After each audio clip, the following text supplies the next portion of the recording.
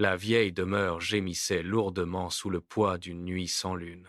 La porte du grenier, pourtant verrouillée depuis des décennies, était désormais entr'ouverte. Thomas, le nouveau propriétaire des lieux, fixa longuement cette faille sombre. Il avait hérité de cette bâtisse imposante de sa grand-tante, une femme solitaire. Les rumeurs locales sur les bruits étranges l'avaient toujours fait sourire avec mépris.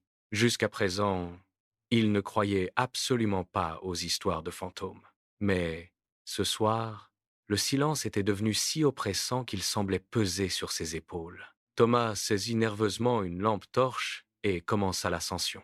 Le bois séculaire craquait bruyamment sous chaque pas, brisant le calme. Le faisceau lumineux balaya lentement des caisses poussiéreuses. Et des meubles drapés de drap blanc, tels des spectres immobiles.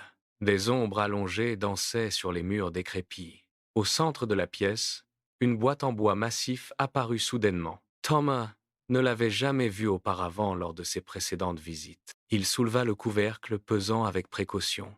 À l'intérieur, un journal attendait. Les pages jaunies étaient couvertes d'une écriture nerveuse, presque illisible. Thomas lut les premières lignes avec effroi. Il y était question de rituel. Soudain, la lampe torche vacilla. La lumière s'éteignit brutalement. Un bruit de griffes acérées racla le plancher juste derrière lui. Une odeur insoutenable de moisissure et de putréfaction envahit l'espace. Thomas voulut hurler, mais sa gorge se noua instantanément. Il sentit alors une main glacée et humide se poser fermement sur son épaule. Le journal glissa de ses doigts et frappa le sol avec un bruit sourd. Quelque chose respirait dans l'ombre, juste à côté de son oreille.